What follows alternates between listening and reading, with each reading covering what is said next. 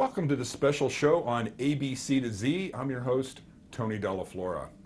ABC to Z is an ambitious two-year plan to update the Albuquerque-Bernalillo County Comprehensive Plan and to integrate and simplify the city's zoning and subdivision regulations to implement the resulting plan.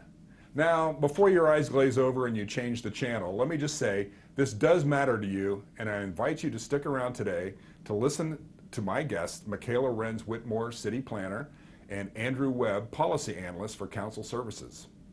Well, thank you both for being here today. Let's start by explaining what the comprehensive plan is for those who don't know and why it's important. Mikaela, you want to start? I will start. So the comprehensive plan is a policy document. So it usually sets out a community vision, and that's formulated with the community, and then policies by topic that help you get to that community vision. And then the third piece of the comp plan that's really important is an implementation piece. So it sets out priority action items, priorities from the community in terms of what needs to happen with different departments, things that they should tackle first, and hopefully ties to the city's capital improvements budget to actually make improvements that get you toward the community vision. Yeah, money has always got to play a part in that. Typically, I guess people think of the comprehensive plan as dealing with major things like housing, water, transportation. It does that, right, Andrew? That's yes. The main part of it. But with what you're doing with ABC to Z, you're going to be addressing a whole other range of things that maybe people don't typically think about when they think about comprehensive planning. For instance, economic development. Do you want to talk about that component a little bit? Sure, absolutely. The comprehensive plan, as Mikaela said, it does set out policies for essentially for where things should go in the city. And since the early 2000s, it has been focused, it has recommended a focus of development primarily along corridors, transportation corridors, and within activity centers in the city. And one of the goals of this project will be to look at that policy and make sure that the companion policies for development in those activity centers are calling for the right type of development to serve the economic development needs of those areas. Okay. So if we're looking at activity centers near universities or near downtown, near the Innovate ABQ project, for instance, we might be looking at policies calling more for small-scale manufacturing and the provision of space for that type of activity. Okay. And I'm sorry, go ahead. Oh, I was just going to add to that. So there's some interesting things happening in economic development recently. What we're finding is that in a lot of cities,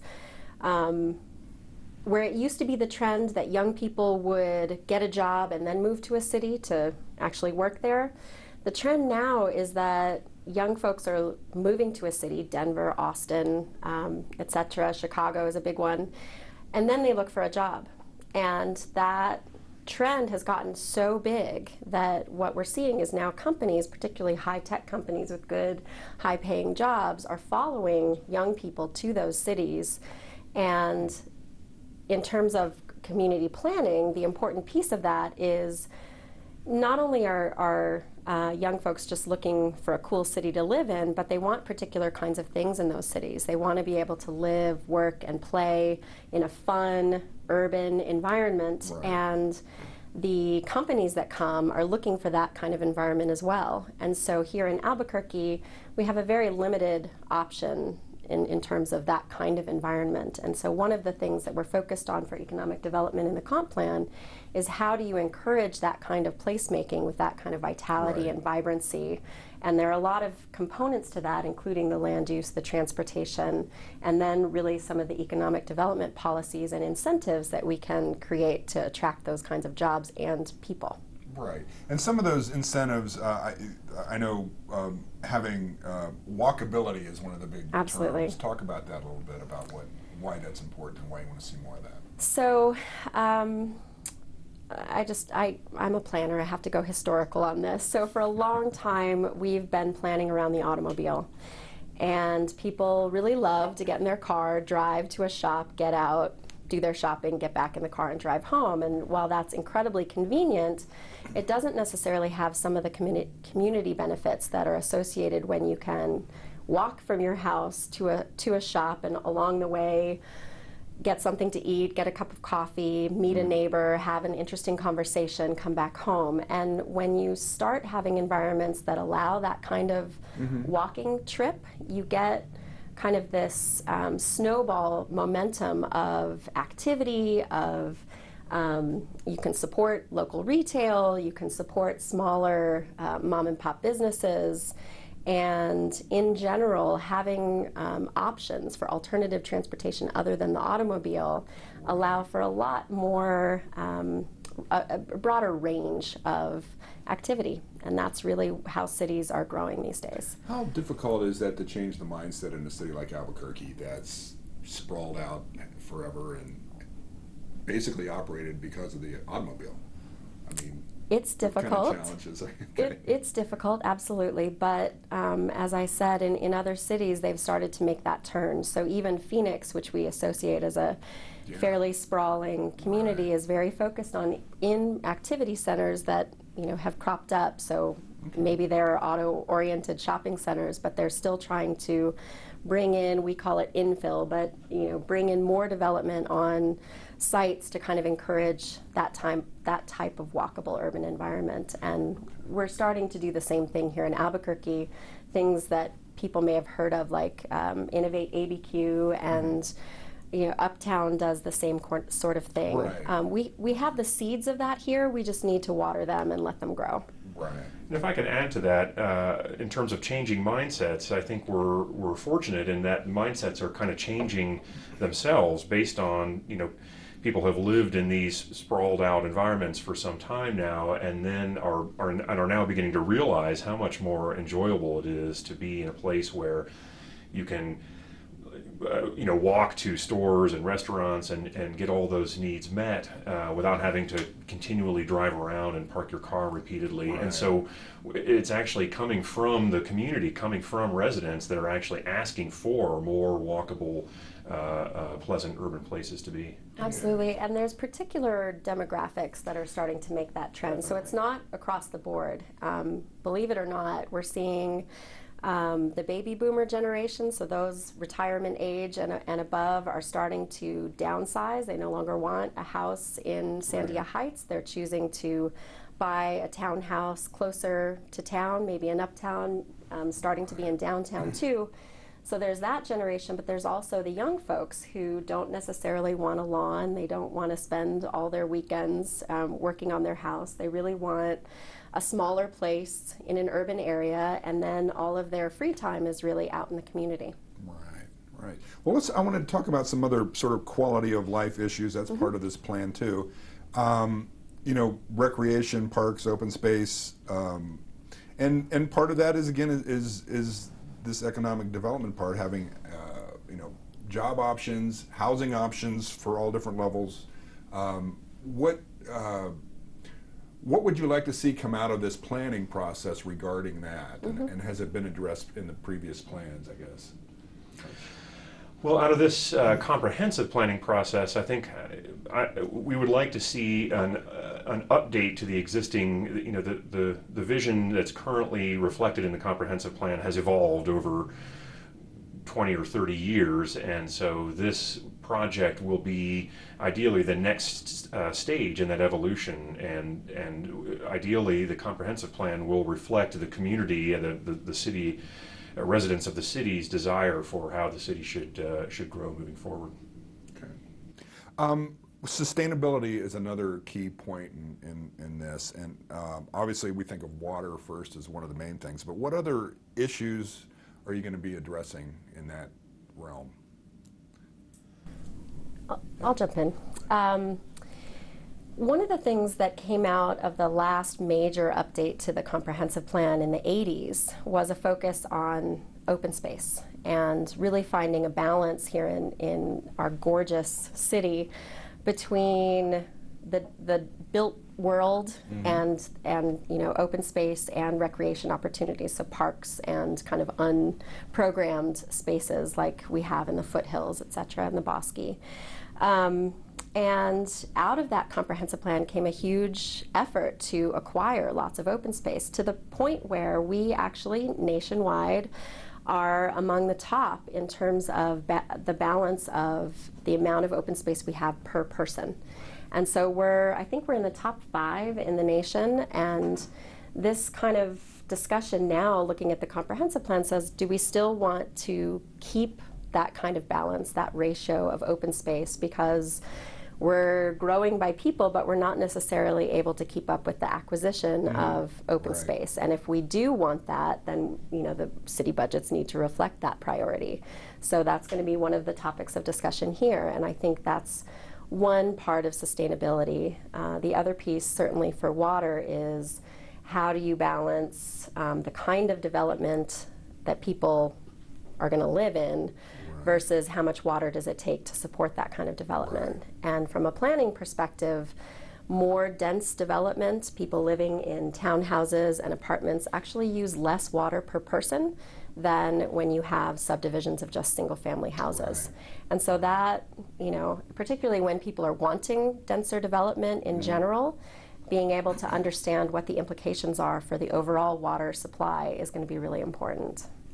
If I could add one more thing to that, denser type of development in certain places and also new technologies can help address some of the transportation sustainability issues that we face in terms of reduced emissions, reduced congestion, which of course actually causes more of an emission problem as vehicles are just idling and stopped traffic.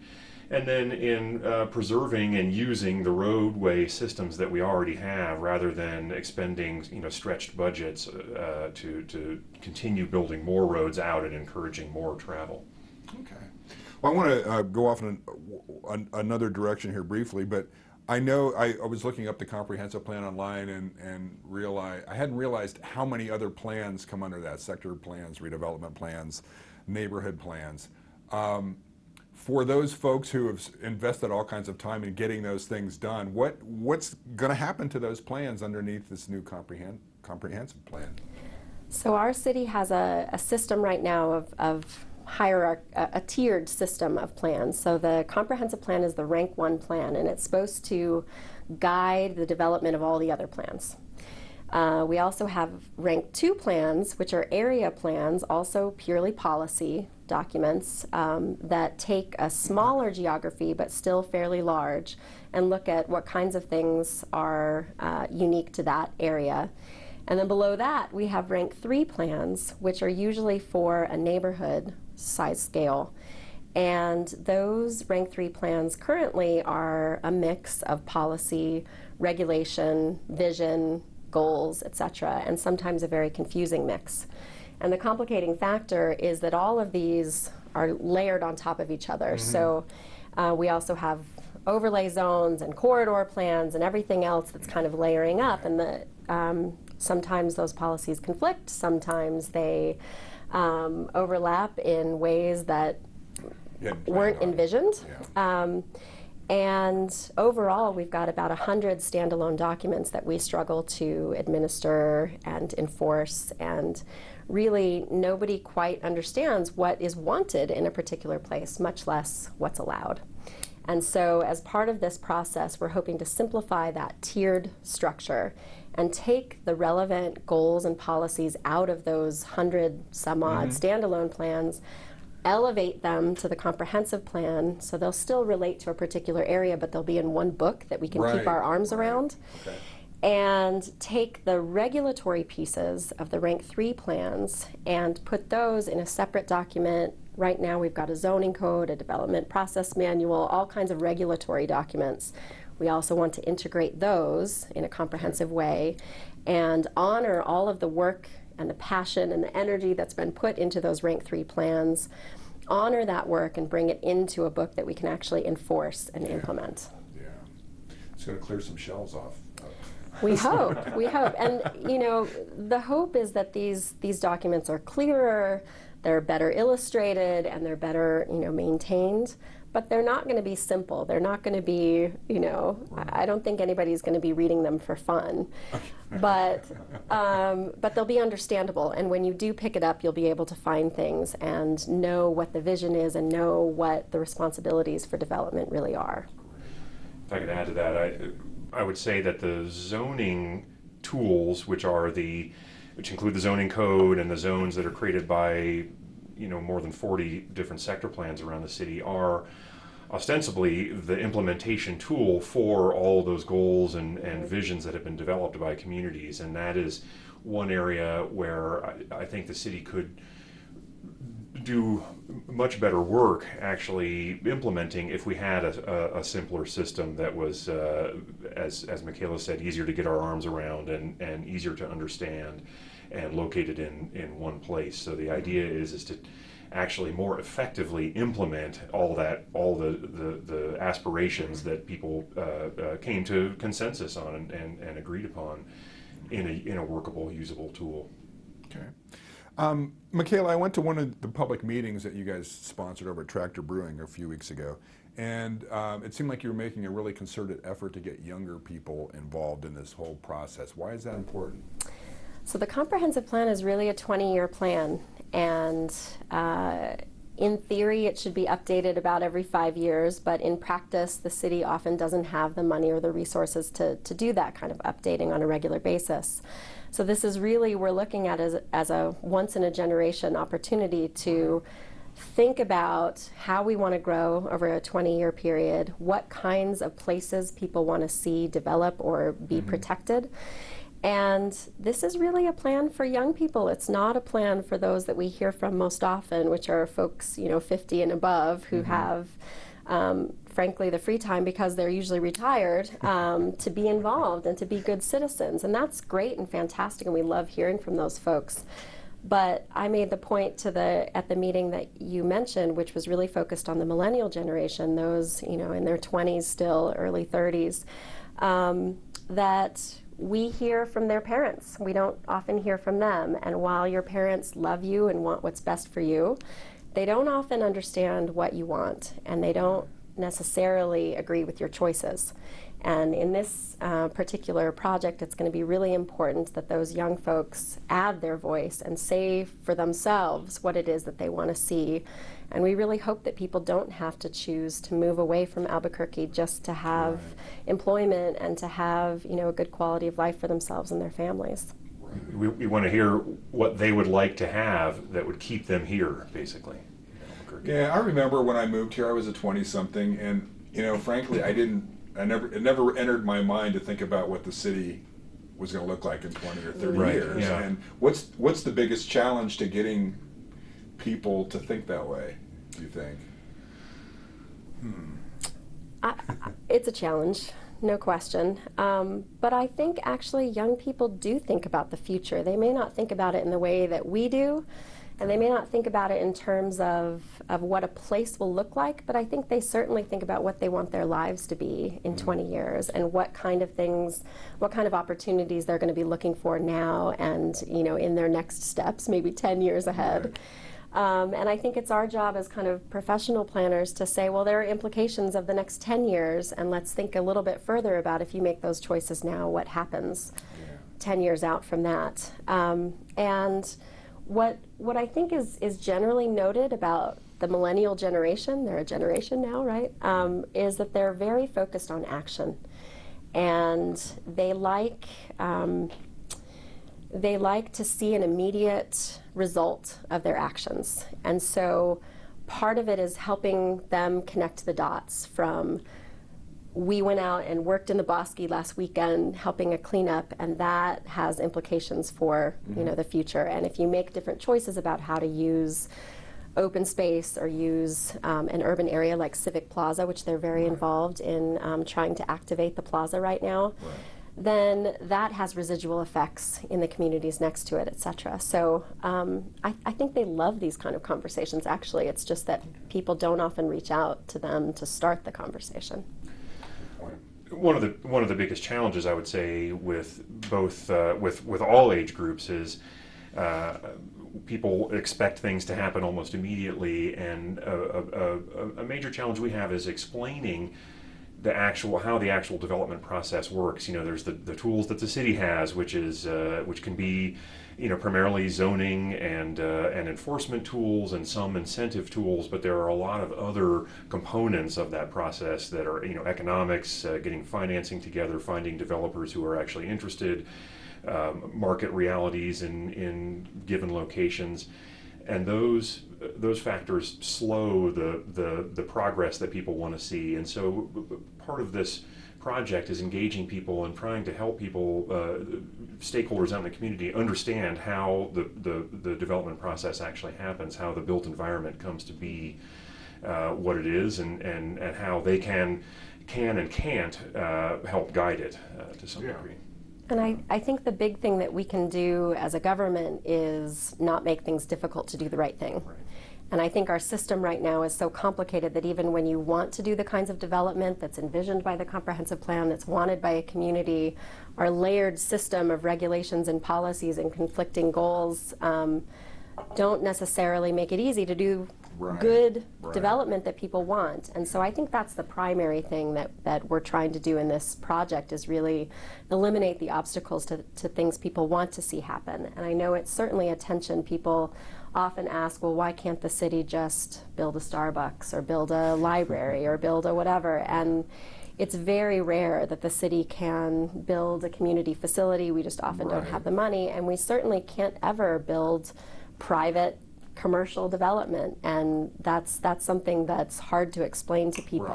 Right. We try to drive it as best we can And get out of the way. Get out of the way, right. You said that at the meeting that Albuquerque has lagged behind other cities in kind of having these discussions about placemaking stuff. Why is that, and how do you think you're going to change that with these meetings? I think part of it is Albuquerque certainly we love our cars, and it's still easy to drive here. People talk a little bit about traffic here, but it's nothing compared to some of the other cities. And I think in other places, conditions have gotten so bad that they've had to start making other choices.